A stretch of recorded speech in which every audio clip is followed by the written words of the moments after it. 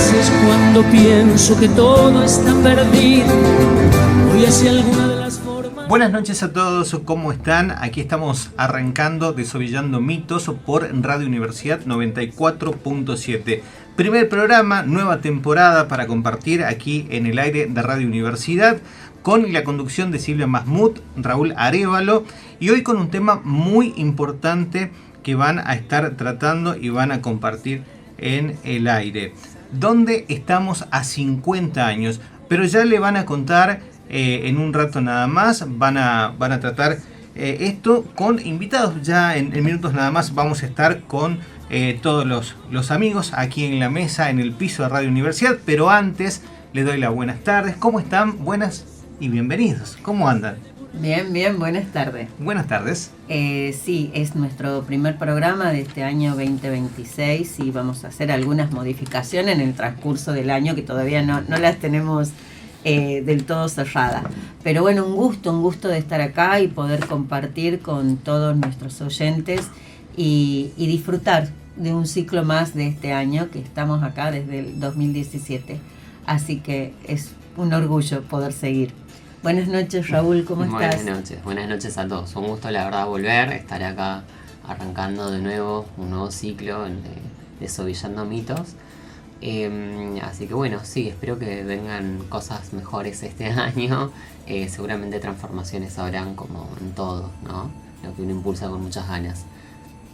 Bueno, la propuesta para hoy tiene que ver, este año se cumplen 50 años del golpe de Estado, del golpe cívico-militar que irrumpió en la Argentina un 24 de marzo de 1976. Antes del 24 de marzo de 1976, la Argentina ya había sufrido 5 golpes de Estado. E incluso se habían desarrollado otras violencias estatales como la de la AAA, etc. Pero el golpe del 76 tuvo una particularidad y que fue la ferocidad y fue la dictadura más sangrienta que tuvimos en la historia argentina. Por eso, en la antesala de un nuevo aniversario del último golpe cívico-militar y a 50 años del terrorismo de Estado, queremos proponerles construir memorias sobre la base de las necesidades del presente. Construir memorias sobre el terrorismo de Estado es una exigencia ética, porque nos permite construir una identidad común, sensible y humana. El 24 de marzo, decíamos, de 1976, comenzó en la Argentina la dictadura más feroz y más sangrienta, que vino a imponer mediante el terrorismo de Estado un nuevo orden en lo económico y en lo social. Ese nuevo orden favorecía a un sector de las clases que siempre fueron las dueñas de Argentina y también a un sector de fuera, ¿no? O sea, intereses nacionales e intereses internacionales. Su objetivo principal fue generar terror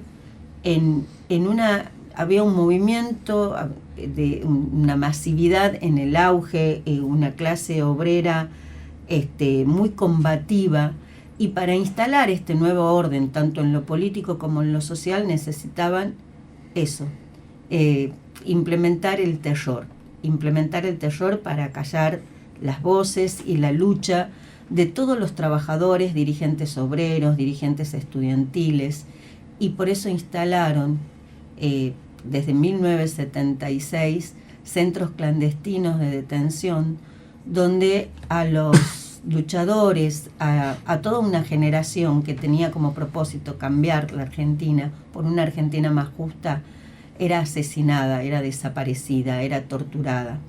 Entonces, nosotros queremos empezar este programa primero haciendo honor a nuestros 30.000 desaparecidos, y para eso tenemos invitados que pueden dar cuenta de la lucha que tuvieron madres principalmente y organismos de derechos humanos para que en 1983 pueda volver la democracia con todos los errores, pueda haber un gobierno constitucional, y está Sarambrá madre de Plaza de Mayo. Un gusto, Sara, y un honor tenerte en nuestro primer programa este año. Está Emilio Mustafa, psicólogo social, que la idea es esto que le decíamos de proponer, construir la memoria sobre la base de las necesidades del presente, es esto, ¿no? Poder ensamblar lo que fue nuestra historia y qué nos está pasando hoy. Cuando empecemos a hablar de cuál es en economía lo que pasaba en el 76, que implementaron, o la dictadura militar, vamos a ver que hay cosas que son como muy parecidas a las de ahora, ¿no? El plan de Martínez de O, bueno, etcétera. Ya lo vamos a ir desarrollando. Que tiene que ver con la actualidad de hoy. Con la actualidad de hoy, que bueno, preguntarse dónde estamos a 50 años nos lleva a pensar un contexto bastante complejo, ¿no? Desde lo internacional hacia lo local. Se está hablando de una posible tercera guerra mundial. Es una situación de extrema inestabilidad, con bombardeos que siguen de parte de países imperialistas, Estados Unidos, Israel atacando Irán, teniendo un saldo de más de 2.000 muertos y 3 millones de desplazados, ¿no? Más miles y miles de niños y niñas heridos, lo cual tiene además consecuencias inmediatas en todo el mundo. Argentina también, unas consecuencias en el precio del petróleo y del gas, lo cual agrava una situación económica de una Argentina que acaba de aprobar una reforma laboral que cambia de base las condiciones de los trabajadores frente a una situación en la cual el último informe de la UCA nos dice que 6 de cada 10 trabajadores se saltean las comidas, 1 de cada 4 no come durante el trabajo, y esto es aún más crudo a aquellos que ni son trabajadores. Y pensándolo en lo local, bueno, hay una responsabilidad que tenemos que demandar quizás como tucumanos, teniendo a nuestros vecinos de la Madrid durmiendo a la par de la ruta por inundaciones que no son nuevas ni sorpresivas, sino que es algo que se ha naturalizado, y la respuesta del gobernador Jaldo ha sido que hay un pecado original de fundar una ciudad donde no debía fundarse.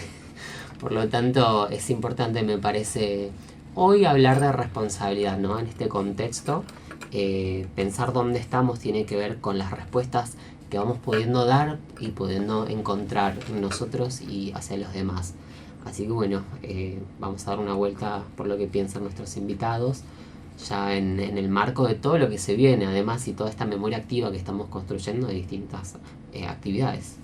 Sí, se viene una importante marcha el 24 en toda la Argentina, con un matiz, me parece, particular, porque en todas las provincias se va a dar una marcha en unidad. Entonces eso es un salto de calidad en la lucha, ¿no? de nuestro pueblo. Sarita, ¿cómo estás? Bienvenida. Bien, muchas gracias por la invitación. Es un gusto participar siempre acá. Bueno, qué lindo eso. ¿Cómo se vivió el golpe de Estado el 24 de marzo en Tucumán? ¿Qué pasaba en Tucumán? Mirá, yo siempre digo que a nosotros el golpe no nos sorprendió, a los tucumanos, porque ya desde febrero de 1975 Tucumán era una provincia tomada por el ejército, ya vivíamos estados de sitio, ya vivíamos las desapariciones, los secuestros. Entonces, que no nos cambió nada, al contrario, digamos, ¿no? Tampoco nos sorprendió, porque ya veníamos de una experiencia muy dura con el Operativo Independencia, con los primeros centros clandestinos de detención en la Argentina. La escuelita de Famayá, el primer centro. Sí, exactamente. Entonces, ha sido quizás un poco como sorpresa que se tome el resto del país, pero hasta ahí nomás, digamos, porque a nosotros no nos cambió la vida, si ya veníamos viviendo momentos muy duros, ya con los controles del ejército en todos lados. Hay que recordar que era una provincia tomada en las rutas, que te detenían los medios de transporte, te hacían bajar, mostrar tus documentos, en fin, todo lo que pasó con el golpe después en el resto del país. Y hay que tener en cuenta que Tucumán vivió un año más de represión. Y yo creo que eso es un poco también lo que nos hace pensar que después de tanto tiempo tengamos que repudiar el golpe, pero también repudiar este gobierno, porque el gobierno actual, porque este gobierno es la continuidad de ese golpe de Estado, porque al golpe lo planificaron los civiles, que eran los grupos económicos, parte del Poder Judicial, que avalaban prácticas represivas y que además lo más claro era el rechazo a los habeas corpus que presentábamos las madres o los familiares por el secuestro de las personas, respuesta que nunca nos daban o bien nos rechazaban esos habeas corpus. Entonces ha habido una participación del Poder Judicial que fue tremenda y es tremenda hoy. Yo siempre he pensado en términos de que el operativo Independencia fue el preludio, Sí. la antesala para lo que vino después, y que sí hubo un cambio, si querés, de calidad respecto al horror, ¿no? Uh-huh. Porque se profundizó eso. Pero sí, a partir de ahí se instala, a partir del 24 de marzo se instala en toda la Argentina. Y respecto a lo que vos decías con la comparación al gobierno actual, la falta de humanidad está instalada, está totalmente instalado, pero también hay un programa económico que tiende a favorecer a un sector determinado y que es el mismo que se favoreció durante la dictadura y que es el sector financiero, donde la industria está cada vez peor, cierran 30 empresas por día hoy en la Argentina. La desocupación, hoy dieron en algunos medios de comunicación el índice de desocupación que cerró con el 7.5 en el 2025, por lo tanto eso da cuenta de 1.700.000 personas desocupadas, ¿no? Y el incremento de la deuda externa. Ahora, esa situación económica tan difícil, ¿cómo se vive, Emilio, en los barrios? Bueno, gracias por la invitación para poder pensar juntos. Me parece que más que en los barrios, me parece que es en todo el tejido social hoy, porque crisis económica, yo nací en el 76, digamos, ¿no? Así que estoy cumpliendo 50 años este año. ¿En qué mes del 76? En octubre. Y me enteré de un golpe de Estado cuando entré a la facultad recién, digamos, ¿no? Digo, ¿no? Y hago este paralelismo también para ver que yo, charlando con muchos jóvenes en las barriadas, no saben que hubo un golpe de Estado nuevamente, ¿no? Eso también creo que como ese mecanismo ideológico que tiene este sistema es un sistema de dominación y de poder en distintos niveles, porque crisis económica sucesivamente vivimos los argentinos. Los argentinos creo que somos campeones mundiales de crisiología, porque vivimos siempre en situaciones extremas, pero lo diferente en este momento es el avance ideológico. ¿En qué sentido el avance ideológico? Porque lograron, porque cuando fue el golpe del 76, o en todo ese periodo histórico, el mundo, la clase obrera, estaba en pleno auge de lucha y de plena organización. Y hoy nos agarra con los procesos de organización debilitados. Y eso fue hoy las consecuencias de que estos discursos ideológicos se concentren más. Si vos te pones a analizar en estos 2 años del discurso de este gobierno, hay conceptos que atacan clave. El concepto colectivo, por ejemplo, es ideológicamente ahí. Inclusive cuando Petoelo, que la ministra de Capital Humano a nivel nacional, cuando saca el tema de que los comedores o los merenderos que decían que eran todos unos ladrones, que nunca llegaban las cosas, no atacaba solo el concepto de que se dé la merienda, atacaba el concepto que la gente se junte, que se organice, que lo colectivo está atacado.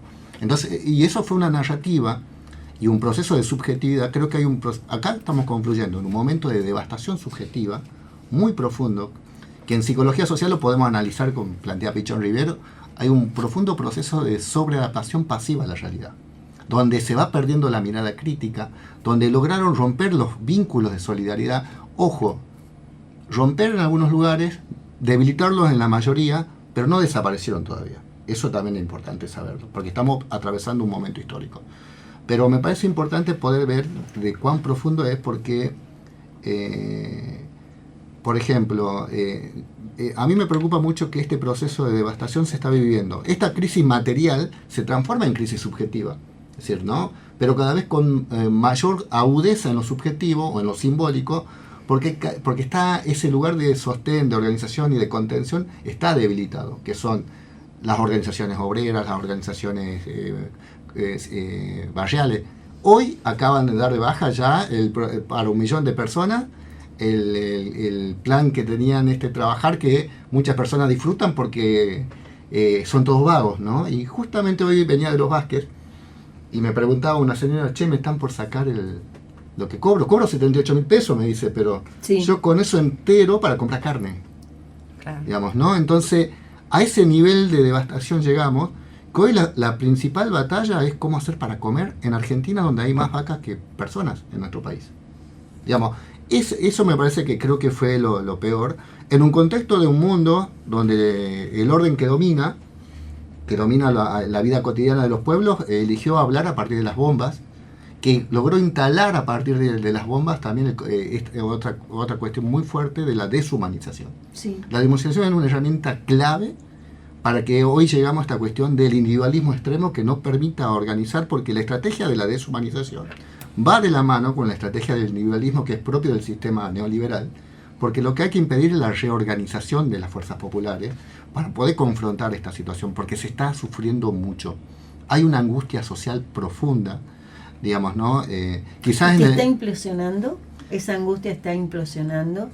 Mirá, subieron las tasas de suicidio, subieron la violencia. Mirá, según los informes del 2024, Tucumán está entre las provincias donde mayor cantidad de suicidios del NOA, digamos, ¿no? Pero no solamente los chicos que viven en un barrio pobre, acá en la clase baja, la clase media, la clase alta. Y ahí viene el rol del narcotráfico como un fenómeno más en este sistema de mecanismo de control social. Y si hablamos, si hablamos de narcotráfico podemos hablar horas, pero 2 detalles nada más. La importancia en geopolítica que tiene el narcotráfico hoy, porque gracias a eso se invade países, se secuestran presidentes. Sí. Que no solamente le pasó en Venezuela, ya pasó en el 89 a Noriega, y se acaba de firmar el encuentro de esto que armó el presidente norteamericano de los países latinoamericanos para luchar contra el narcotráfico, y están por venir tropas norteamericanas y la DEA a capacitar a la fuerza de los países como el nuestro de cómo luchar contra el narcotráfico. Y en ese concepto instalan el concepto de sujeto peligroso, el concepto del punitivismo. Es por eso que fue en ese plan va la baja de la imputabilidad. Sí, el paternalismo. Sí, mira, y eso yo siempre lo planteo acá. Nosotros hace años que estamos atendiendo, hace por lo menos 5 años que venimos atendiendo nene de 10 años consumiendo Paco. 10 años. 10, digamos. Y la propuesta sea, lo atiendo a los 10, lo encarcelo a los 14, entonces, digamos. Entonces, pero lo que te llama la atención es la fragmentación, el individualismo que generó, porque esas medidas tienen apoyatura también en el campo popular. Porque las mismas personas que muchas veces lo sufren en las villas, también estaban de acuerdo y están de acuerdo. Por eso es importante generar espacios de encuentro, porque la organización es un síntoma de salud mental. Digamos, por eso tenemos que lograr organizar. ¿Está difícil? Está difícil. Pero hay que analizar la cantidad de componentes para poder darse una batalla de organizarnos.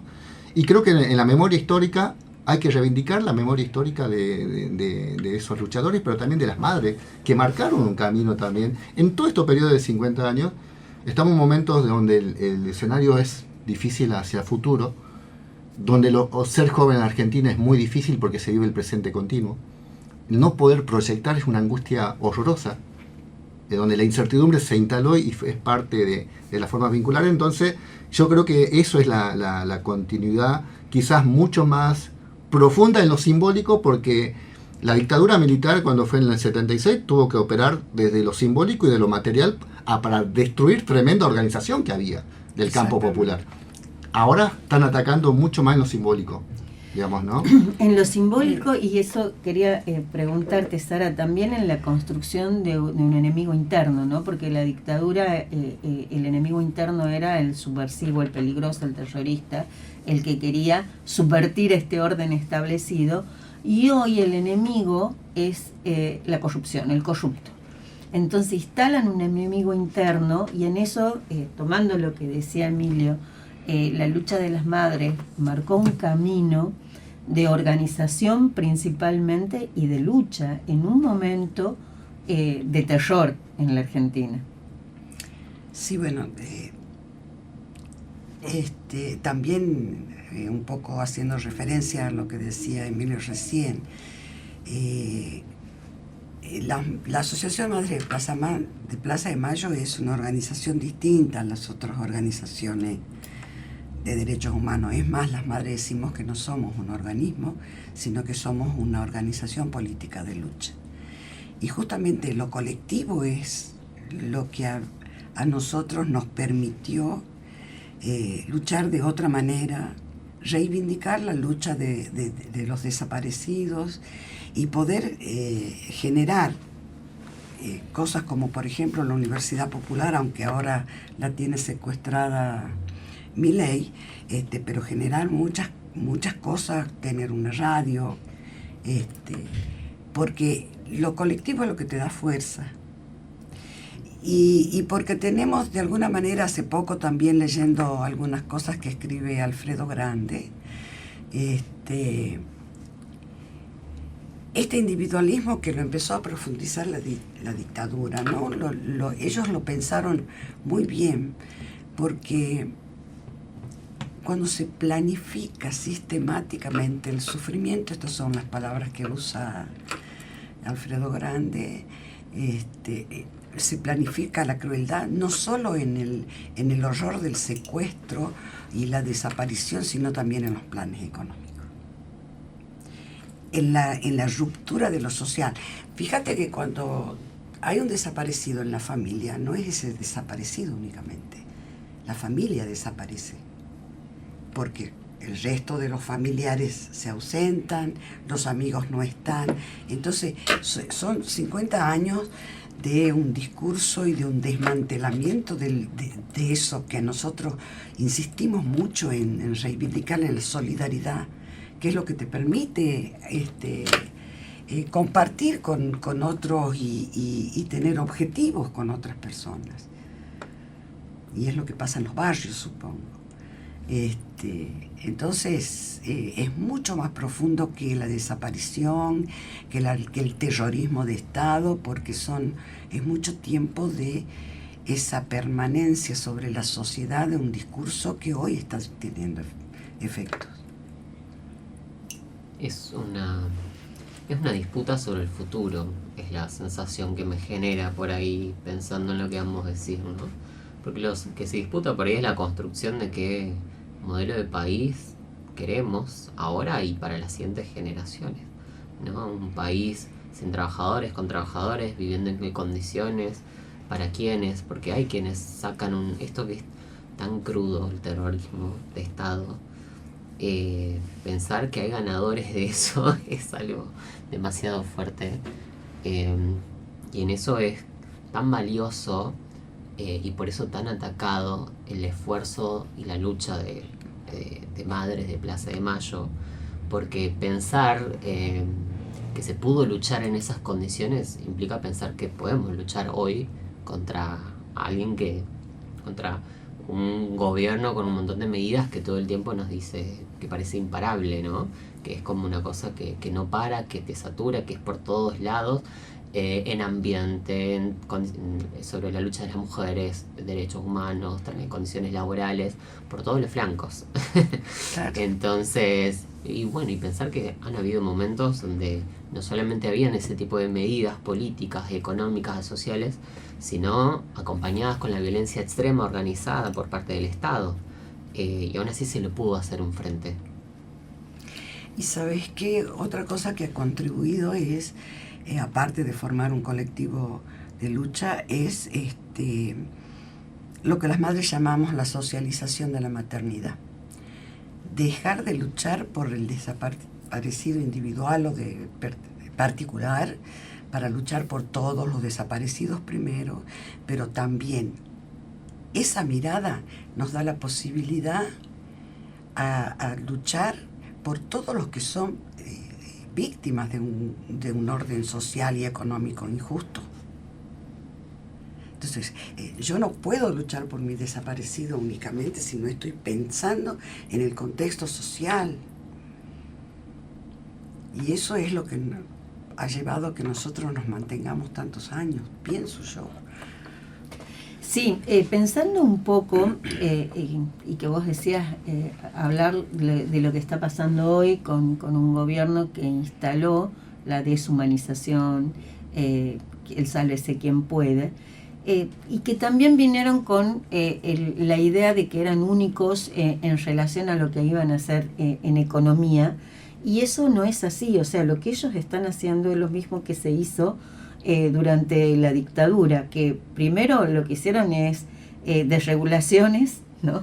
Y apertura económica, ataque al Estado y a los sindicatos, liberación de los flujos de capitales, reforma financiera, tablita cambiaria, especulación y endeudamiento. O sea, es la misma receta. Exactamente igual. Es la misma receta y conocemos cómo termina. Por eso la propuesta sigue siendo esta de poder entender y conocer el pasado para poder entender y organizarnos, ¿no? en el presente. Yo iría más allá del gobierno. Es el sistema. Uh-huh. Porque este es un fenómeno mundial.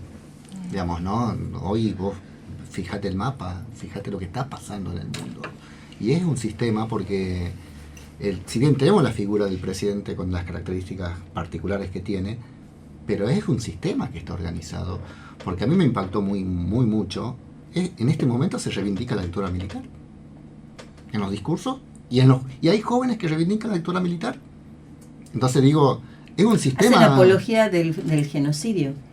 Entre otras cosas. Bueno, cuando fue la pandemia de colgar bolsas mortuorias en Plaza de Mayo, frente a la Casa Rosada, creo que en lo simbólico es tan fuerte y que creo que el sistema está llegando a un momento, creo que ¿viste cuando se sacó la careta definitivamente los gobiernos? Por ejemplo, esto cuando vos le escuchás al presidente de Estados Unidos sin ningún tipo de filtro. Sí. Porque tiene que ver también, porque también hay un primer elemento, digamos, ¿no? Este discurso del paradigma después de la Segunda Guerra Mundial de los derechos humanos, de la libertad, se rompió todo el derecho internacional a partir de este último periodo, ya no existe más las reglas. Es cruel, tengo ganas de invadir, te invado y encima burlarse. Eso es un impacto muy fuerte de devastación, creo que también, y llegar al nivel de profundidad que tiene hoy este discurso que está dañando tanto. Y también hay que analizar, creo, lo que pasó, el cambio de época en los 90 para acá, la caída del muro de Berlín, el concepto fin de la historia, instaló el concepto de la imposibilidad de la transformación social. La imposibilidad de que este es el único mundo posible y el eso único que puede estar. Entonces, pero si vos te podés analizar, eso pasó en sociología, pasó hace simplemente 30 años o 40 años, que es un suspiro desde el punto de vista del proceso social. Entonces creo que eso también es producto de lo que estamos. Por eso yo creo que en este sentido es muy importante volver a apostar, porque nuestro pueblo argentino tiene la memoria de lucha, de praxis, y que si bien estamos atravesando un momento de mucha oscuridad, la llama sigue viva. Lo que hay que buscar los caminos, hay que buscar la forma de la organización, son los momentos cuando más las convicciones tienen que ser mucho más firmes para sostener la bandera de la lucha contra la desigualdad social, de la lucha de que lo importante es el otro, que lo importante es lo humano, porque el nivel de crueldad que se vive, quizás yo vengo muy cargado porque me toca ver, por ejemplo, un tranza que le vende a un nene de 10 años un papelito de Paco. Cotidianamente, ¿no? Y le digo a veces, y lo conozco a los vecinos que le hacen eso, digamos, ¿no? Y me pongo a pensar, ¿pero qué pasa en ese proceso? Han logrado que el que le vende ese pedacito de porquería a ese disocie chico, que es un niño. No, es un objeto, no es humano. Claro. Entonces, y cuando vos le preguntás, ¿qué te dice? Yo simplemente vendo. ¿Qué mal hago? Porque lograron instalar que todo se compra, todo se vende. Exactamente. Y es la ideología del sistema. Por eso yo te digo, es un problema del sistema. Digamos, ¿no? Porque esta libertad de mercado rompe la libertad de las personas. Bueno, y tenemos ahora que hacer una pausa y aprovechamos para sumarla a Emilia Hassan, es politóloga, especialista en política internacional, y bueno, vamos a hablar un poco en relación a qué está pasando internacionalmente, tomando también lo que decía Emilio, que lo que pasa en Argentina es un fenómeno mundial, pero también cómo se ha instalado y con la crudeza que se ha instalado esto de que lo escuchaba Trump decir respecto a Cuba, que él va a ver qué hace con Cuba, que tal vez se la quede, o tal vez ya lo va a pensar. O sea, como si estuviera jugando al estanciero. Bueno, era un juego que jugábamos hace. Claro, un juego de mesa. Bueno, nos vamos a un corte y ya volvemos. Lo que estaba sonando, la música de Mercedes Sosa, Todavía Cantamos. Bueno, y seguimos siendo las 19:35 horas, seguimos en Desovillando Mitos, y decíamos de que hay un contexto mundial, internacional, no solo de mucha violencia, sino que de un fenómeno donde la deshumanización es lo que se está instalando. Bueno, aprovecho para saludar a toda la audiencia primero. Como ya me presentó Silvia, soy Emilia Hassan, licenciada en Ciencias Políticas, y para mí es un lujo contar con estos interlocutores, con Emilio y con Sara, los estuve escuchando atentamente, y me parece oportuno empezar por una cuestión de lo local hacia lo nacional y de lo nacional hacia lo mundial, ¿no? Una cuestión muy ambiciosa por mi parte, pero van a ver que al final va a tener sentido. Acá comentábamos fuera de aire de que mucho de lo que estábamos comentando me llama la atención a una categoría que ya había instalado Antonio Gramsci, un pensador marxista. Él había nacido a principios de 1900 y había teorizado, y sobre todo había estado motivado por una cuestión de entender su realidad, no solamente en cuanto a lo teórico, sino también entender esa realidad para transformarla.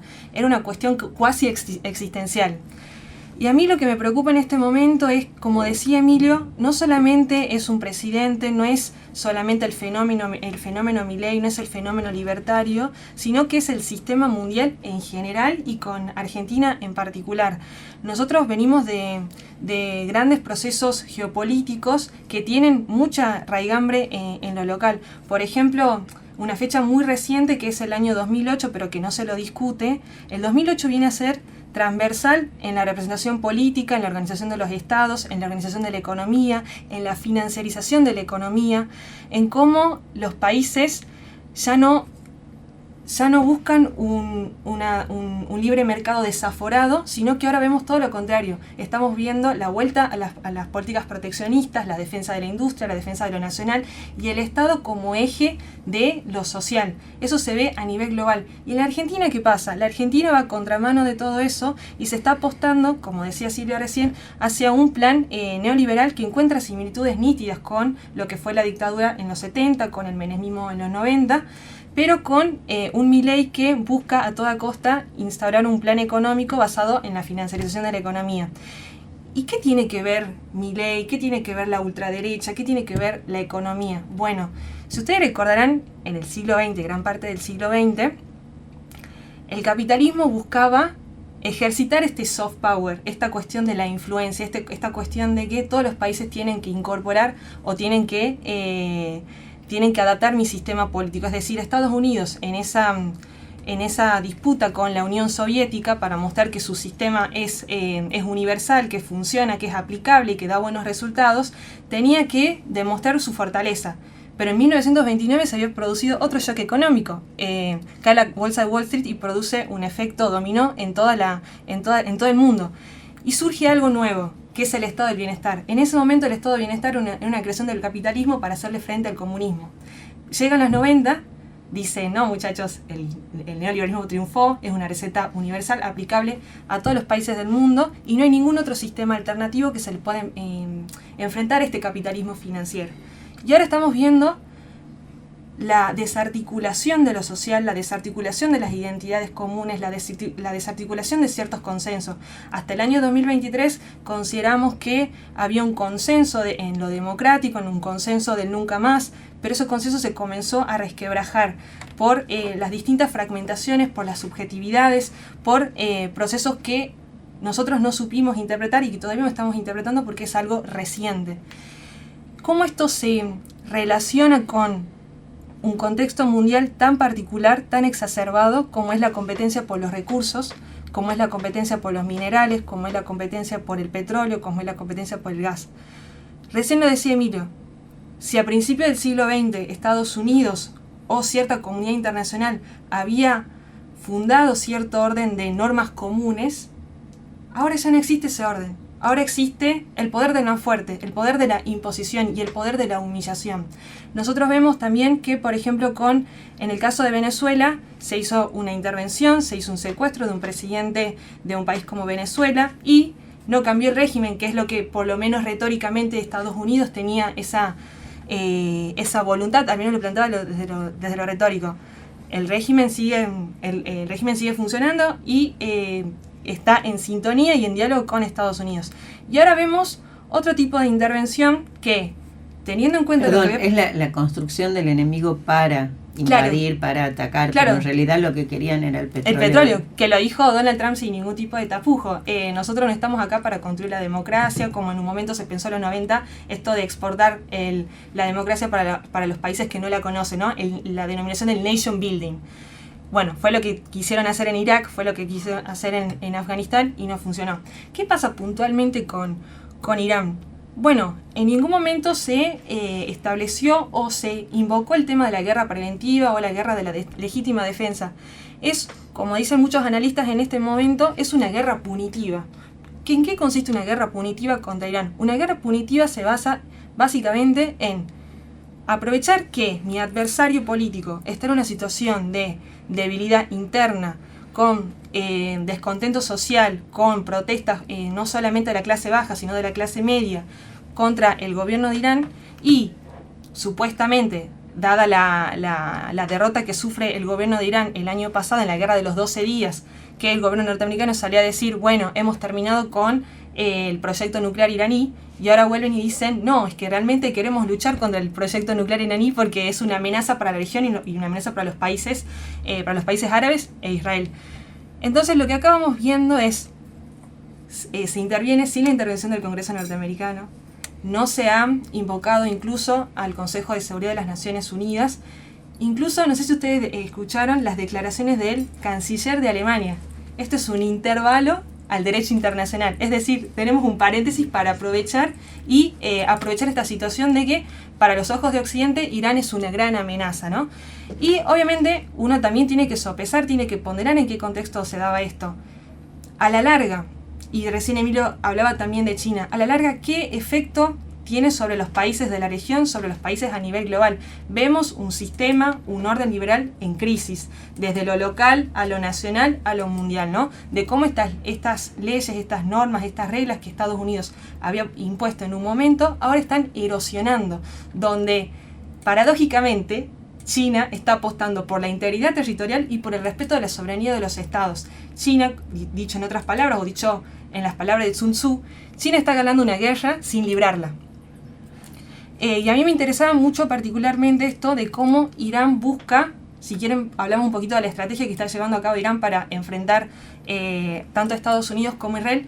Lo que lleva a cabo es una estrategia de desgaste, una estrategia de que ante la evidente superioridad aérea, superioridad militar que tienen tanto Estados Unidos como Israel, es regionalizar el conflicto y atacando a la infraestructura turística, a la infraestructura hotelera, a la infraestructura del petróleo, a la infraestructura del gas. No, y los países vecinos que son aliados de Estados Unidos y de Israel. Ahí te hago un paréntesis porque estos países acogen la intervención, la presencia norteamericana a cambio de que Estados Unidos les ofrezca seguridad. Es otro pilar que en las relaciones internacionales está en cuestión.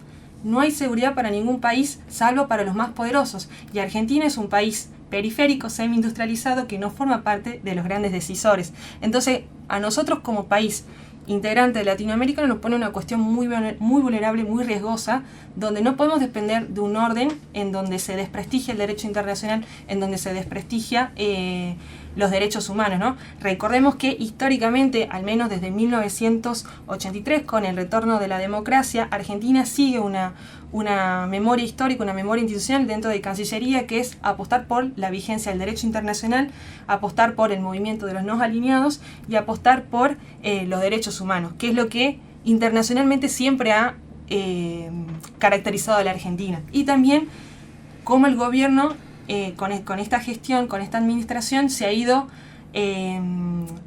ausentando incluso de los mismos comités en contra de la tortura, en contra de las desapariciones, en contra del respeto del derecho de las mujeres, en contra de los respetos de la comunidad LGTB, entre otras cosas. Entonces nos pone en una situación demasiado vulnerable y de contradicción. Es decir, Argentina no está teniendo una memoria colectiva que sea continua, está rompiendo consensos. A mí me parece interesante en ese análisis que haces, cómo a nivel del orden social actual, cómo ataca el concepto con mayor fuerza y ya descaradamente el concepto de derecho humano, ¿no? Recién Sara contaba de que el presidente español dijo no a la guerra, y parecía algo wow, pero y los otros países dicen no es mi guerra. Claro. Pero decir, no dicen no a la guerra. No es mi guerra. No es mi guerra, claro. Y ten en cuenta que no lo empezamos nosotros. Pero inclusive decir no a la guerra es humanizar, digamos, claro. ¿no? Vuelvo al punto. Sí. Y eso creo que en esa sintonía internacional también se está haciendo parte, que hay que atacar los derechos humanos porque también es parte de la política, de la geopolítica, porque ten en cuenta que uno de los primeros misiles que largó Estados Unidos fue una escuela de niñas en Irán, donde mató a 170 niñas. El primer misilazo cayó ahí. Y el genocidio a Palestina, ¿no?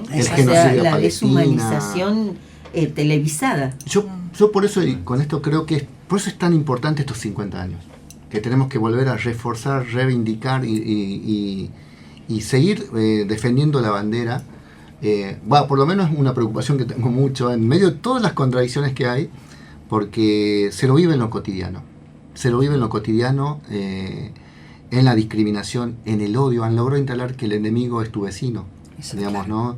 Es muy difícil discutir ya la política porque el que opina distinto es pegarle un palazo en la cabeza, digamos. Entonces por eso creo que cobra sentido, y mucho sentido, de reorganizarnos y defender como trinchera la importancia de estos 50 años del golpe de Estado para generar conciencia, pero para generar acción y lucha, básicamente, ¿no? En un contexto, y volver a humanizar.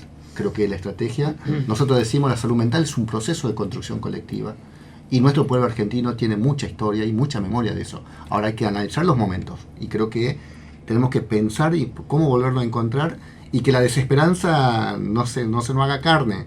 Son momentos también que hay que buscar la forma, digamos, ¿no? En ese sentido. Vos sabés que en esto de que hablás de la deshumanización, en la época de la pandemia, una prima me regaló un libro de Sándor Márai, un escritor húngaro que vivió las guerras, y bueno, después cuando Hungría fue tomada también por Rusia, en fin, bueno, él después se exilió.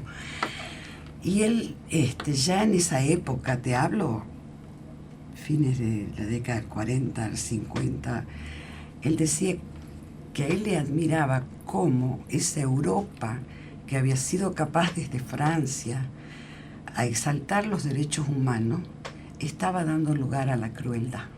Y estaba siendo tan sensible a la crueldad. Estoy hablando de la década del 50. Y esto, ¿te imaginas? Es como, para mí fue como un llamado de atención, porque digo, tantos años que uno hablaba y repetía la historia de los derechos humanos, del derecho a la vida y todo lo demás, y que ahora esa misma sociedad esté reivindicando. Se rompieron los consensos. Pero ya cuándo. Entonces hoy aparece, ¿te das cuenta? Hoy aparece con esta intensidad.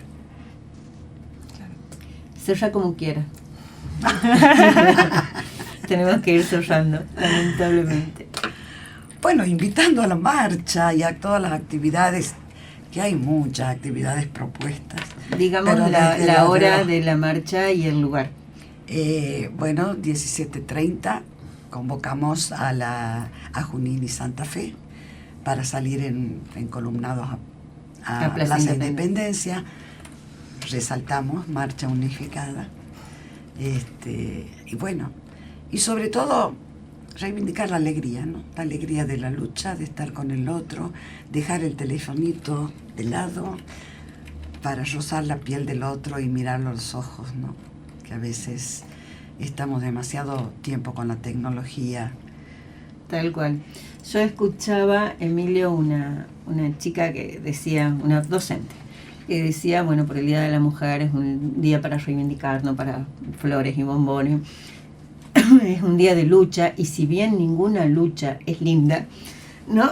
Decía, o sea, esa cosa de que luchar, es importante lo que vos decís de la alegría, porque también se lucha con alegría, y si no se lucha no hay alegría, ¿no?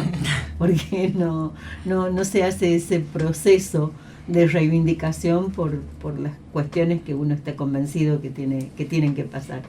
Bueno, hasta filosóficamente, y si vos te pones a analizar, luchar es vivir, digamos, ¿no? Porque si no luchas te quedas quieto, y la quietud es muerte, digamos, ¿no?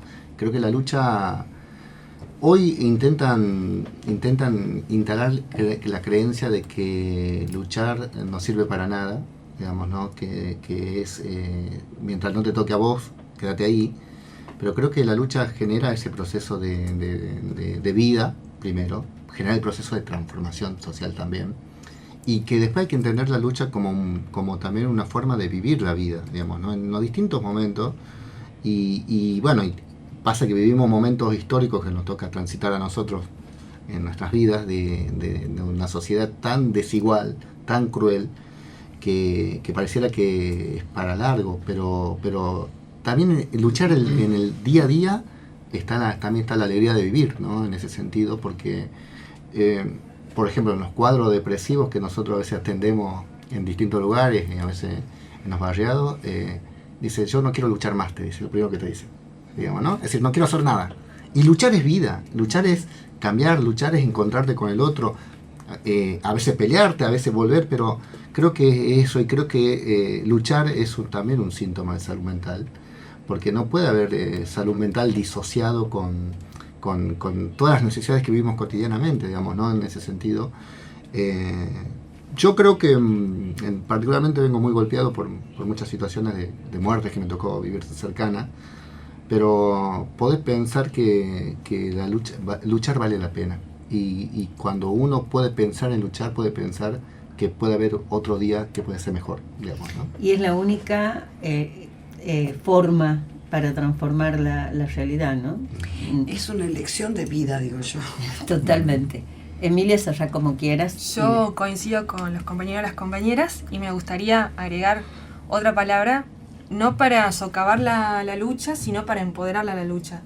Hay un filósofo italiano, Bifo Berardi, que habla de la palabra desertar.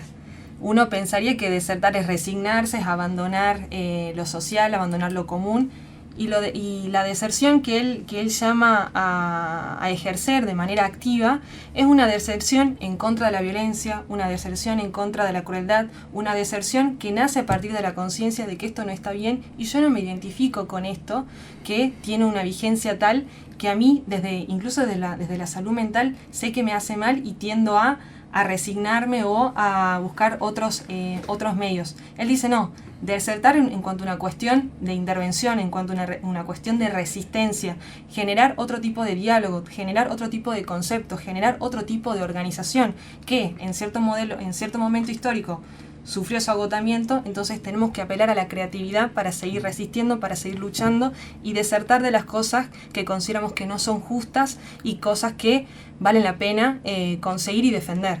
Porque, como decía Galeano, las utopías son inalcanzables, pero por lo menos te sirven como horizonte. Totalmente. Bueno, desertar como un desobedecer también, ¿no? Pensándolo a Bifo. Y nada, me quedo con esto de luchar no solamente como una propuesta, sino luchar con otros. Porque frente a una política de la crueldad, que es una política material, física e ideológica, porque el generar esas condiciones de naturalizar la guerra y situaciones de vulneración total de derechos humanos no es sin esta construcción de dejar a gente morir por sacar programas de cáncer, por ejemplo, ¿no? Entonces hay una construcción ideológica a lo cual hay que contraponer la empatía, pero una empatía hacia un horizonte, y ese horizonte es pensar otro tipo de sociedad con otros. Bueno, y nos vamos con varias palabras que tienen una significación muy profunda: desobedecer, luchar, desobedecer para poder luchar y poder transformar nuestra realidad. Y fue un gusto, un placer este primer programa y los esperamos el próximo miércoles 20 horas en Desobillando Mitos. Gracias, Pablo Roldán.